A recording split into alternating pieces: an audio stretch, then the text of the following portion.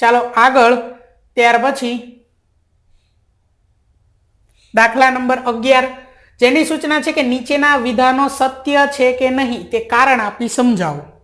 જેમાં પહેલું છે કે tan a નું મૂલ્ય હંમેશા 1 કરતા ઓછું હોય છે। તો આ વિધાન કેવું છે, સત્ય છે કે નહીં? તો આપણે લખવાનું છે કે આપેલ વિધાન સત્ય નથી અથવા તો અસત્ય છે, અસત્ય છે, અથવા આપણે લખી શકીએ કે સત્ય નથી, આ રીતે બરોબર। કારણ આપણે લખવાનું છે કારણ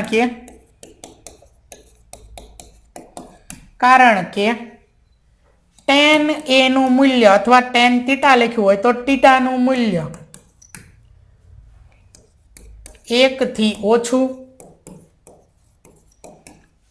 અથવા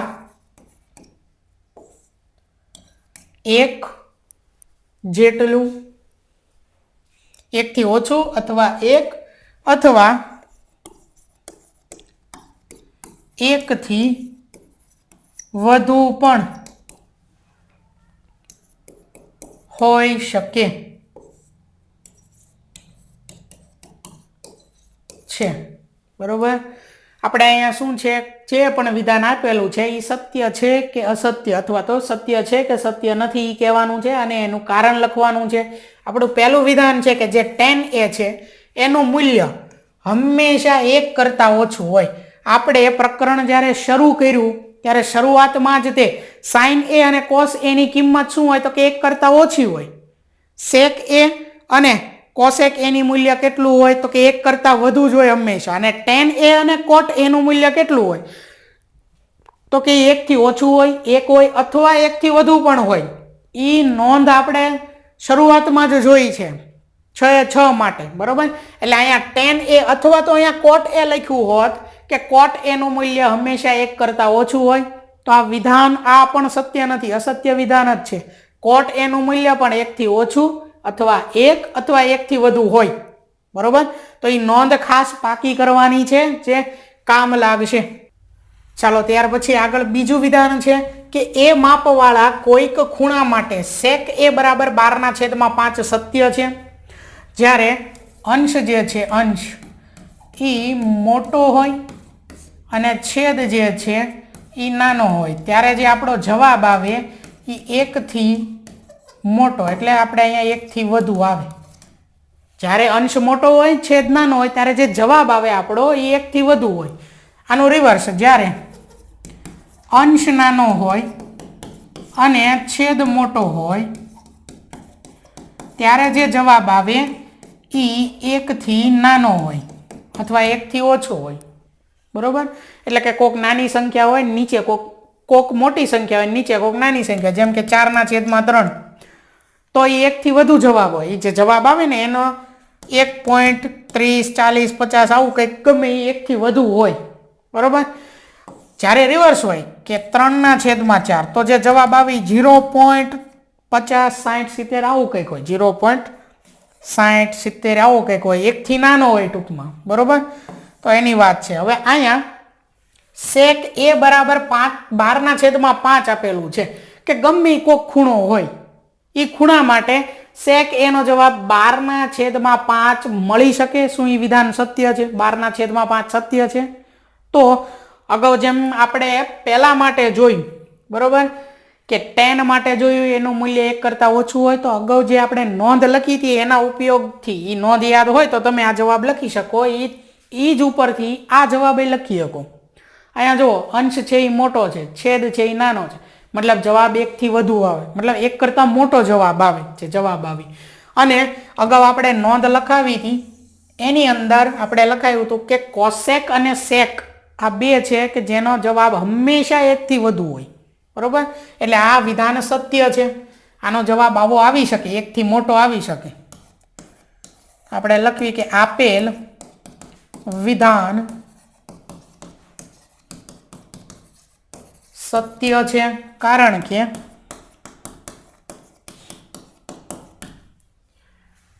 sec a નું મૂલ્ય હંમેશા 1 કરતા વધુ અથવા તો આપણે એને કહીએ કે મોટું 1 કરતા મોટું હોય છે, બરોબર. તો આ કારણ થશે એનું. આગળ ત્યાર પછી જોઈએ ત્રીજું, ખૂણા એ ના કોસેકન્ટને સંક્ષિપ્તમાં cos a તરીકે લખાય છે. પ્રકરણની શરૂઆતમાં જ આપણે દરેકના આખા નામ જોયા, બરોબર, કે સાઇન જે છે સંક્ષિપ્તમાં એને લખાય સાઇન, બરોબર. પછી કોસાઇન, તો એને સંક્ષિપ્તમાં લખાય cos. પછી હતું ટેન્જેન્ટ, તો એને સંક્ષિપ્તમાં લખાય tan. ત્યાર પછી કોટેન્જેન્ટ,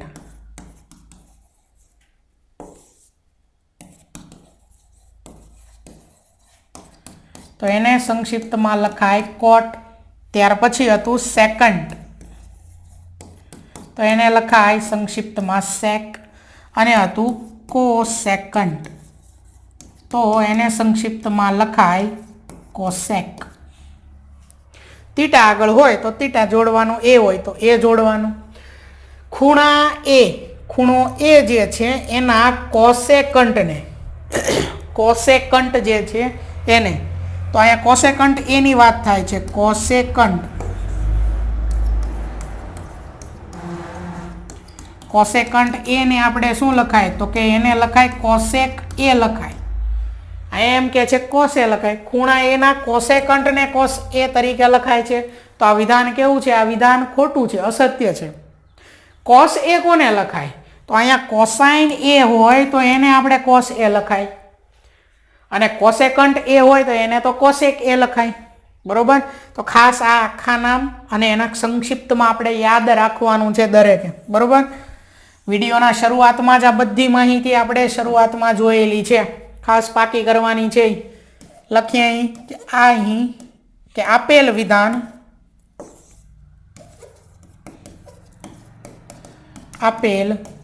વિધાન સત્ય નથી, કારણ કે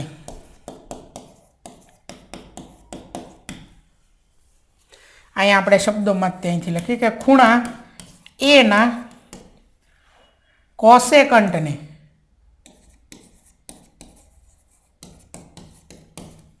સંક્ષિપ્તમાં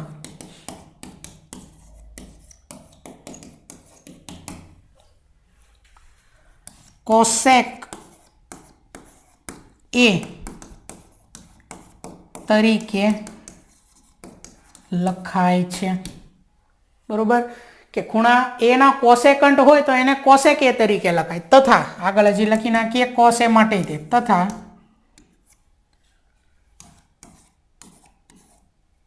ખૂણા એ ના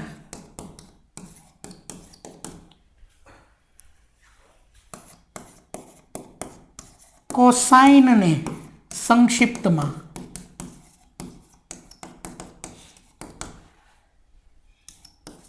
cos a તરીકે લખાય છે. બંને માટે આપણે લખી નાખ્યું, બરોબર. કે કોસેકન્ટ હોય તો એને cos a નહીં પણ cosec a લખાય, બરોબર, cosec a લખાય. અને કોસાઇન a હોય તો એને આપણે cos a તરીકે લખી શકાય. આગળ જોઈએ ત્યાર પછી ચોથું, cot અને a નો ગુણાકાર cot a છે. ખાસ અહીંયા શું છે? cot. ત્યાર પછી અને a એનો ગુણાકાર cot ગુણ્યા a, એને આપણે cot a લખાય. શું આ વિધાન સાચું છે? નહીં, આ વિધાન ખોટું છે, બરોબર. cot a જે છે, cot a, આ cot a, આ a છે એ ખૂણો છે, કે એ નામના ખૂણા આગળ cot જે છે ત્રિકોણમિતિય વિધેય cot એ કેટલું થાય? એ નામના ખૂણા આગળ cot કેટલું થાય? અને જ્યારે ખાલી cot લખ્યું હોય તો એ ખાલી cot જે છે એ કોઈ વસ્તુનો એનો કોઈ અર્થ નથી. આ જ્યારે અર્થવાળું છે, આપણે એમ કહી શકીએ કે આનો કોઈક અર્થ નીકળે cot એનો.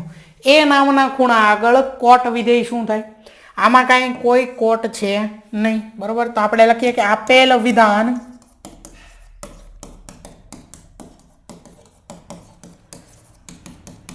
સત્ય નથી, કારણ કે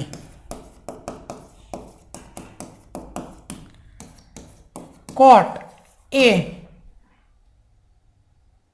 એનો કોઈ અર્થ નથી, કોઈ અર્થ નથી.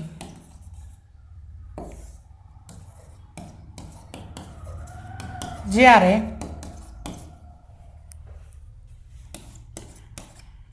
કોટ એ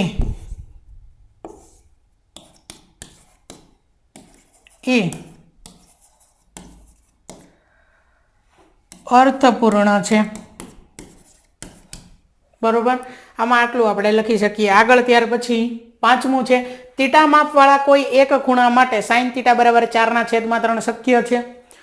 કોઈ પણ ખૂણો થીટા છે એનું માપ કાંઈ પણ છે એના આપણને સાઇન થીટા બરાબર 4/3 મળી શકે.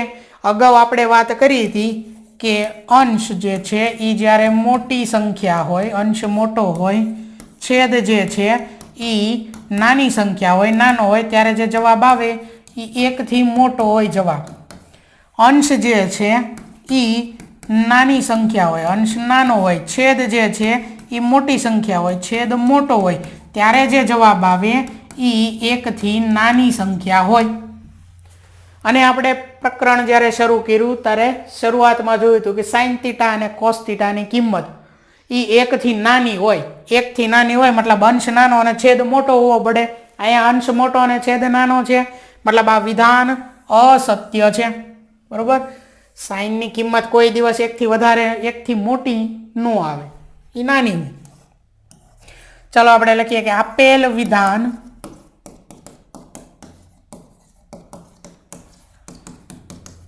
સત્ય નથી. કારણ અહીં લખવાનું છે, કારણ કે